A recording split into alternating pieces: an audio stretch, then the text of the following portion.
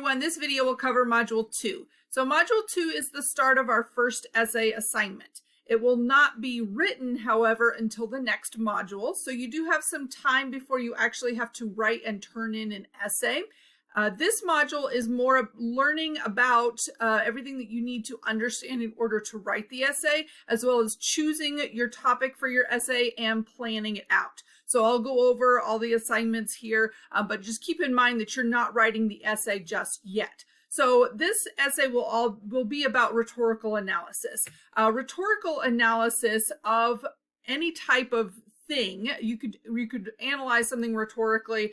You can analyze videos rhetorically. You can analyze articles rhetorically. In this case, we're doing something out of the textbook.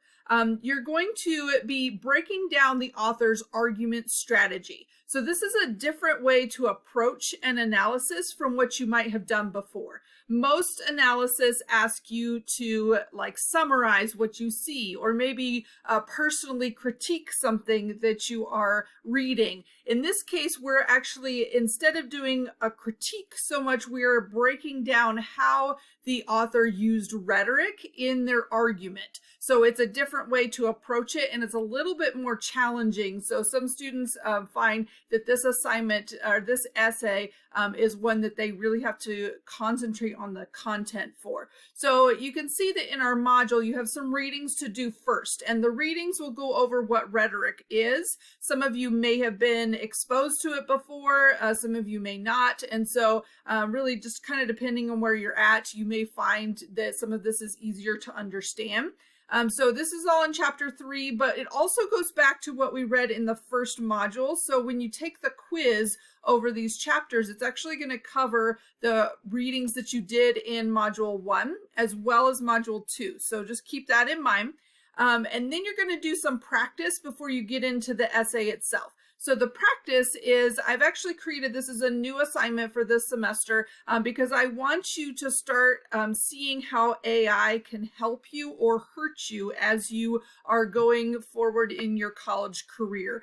So this is an assignment that I've created for you to better understand some of the terms related to rhetorical analysis. So you can look in the textbook, some of these will be brought up.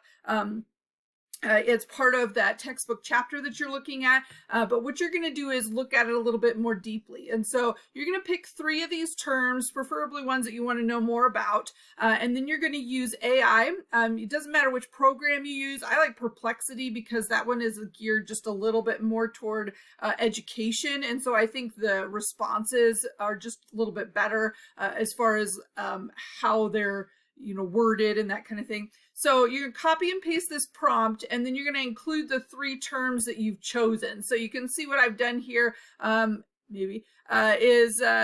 chosen kairos, exigence, and constraints. And so I put all 3 of those in that sentence, and then I gave it the prompt. This is the response that it spit back at me. So it's fairly short and should be pretty easy to copy and paste. So what I'm going to do is open a Word document, and I'm going to copy and paste everything that the AI gave to me, including the links to all the sources, that kind of thing. In my Word document, I'm going to include, that I use Perplexity to do the assignment, and then copy and paste the response that it gave me. Additionally, you could do a screenshot too if you wanted to, but it's usually easiest to copy and paste. Some programs will even create a Word document for you if you ask them to.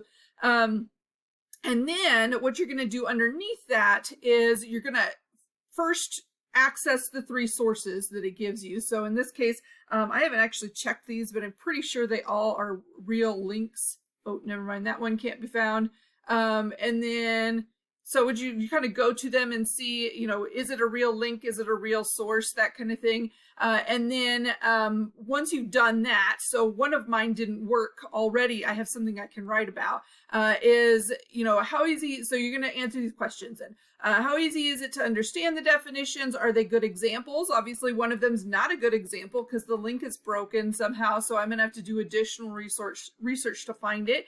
And that's one of the things that you'll notice about AI. AI tends to hallucinate. Sometimes it creates sources, that kind of thing. And so we're really really getting into whether or not AI is actually helpful in this instance. Did you learn anything additional to what you already knew?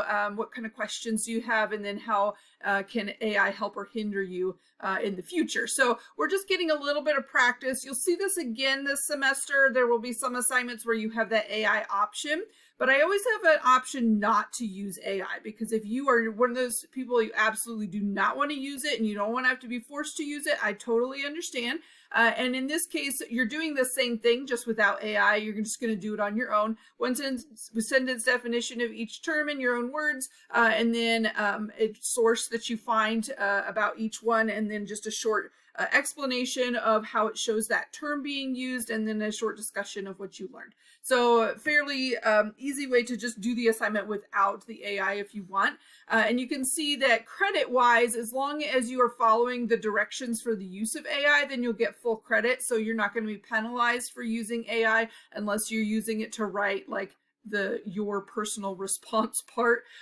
This is all your thoughts right here. So I don't really care if you have some mistakes in there. That's fine. You don't need to worry about, this is not an essay. You don't need to worry about your grammar and that kind of thing.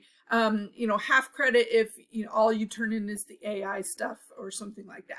So that's one assignment, and that's really just to focus on how can you understand rhetorical analysis better, and so we can start to build up your vocabulary there. I've got some additional information here on just rhetorical analysis in general. The chapter doesn't do a great job of explaining it, and so I've got some additional resources there. And then I have the actual essay itself. This is the essay assignment that we're going to be working on in this module and the next module. And the basic idea behind it is you're going to pick an article out of the textbook. So if you're in the New Harbrace Guide for composing, whatever it's called, and then you're going to go to chapter or part 5, starting chapter 24.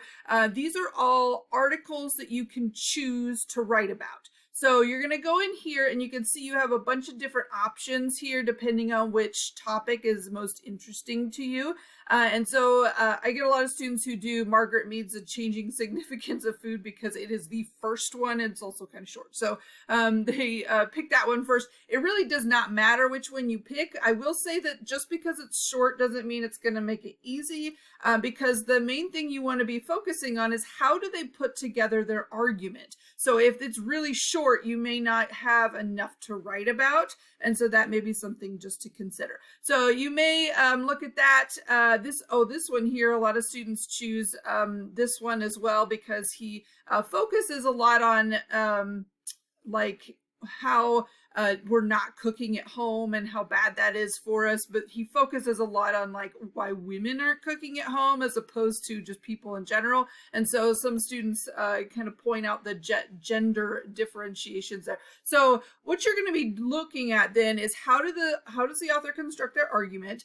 What sort of weaknesses do you see within that argument? So do they not cover an opposing viewpoint? Are there use of sources?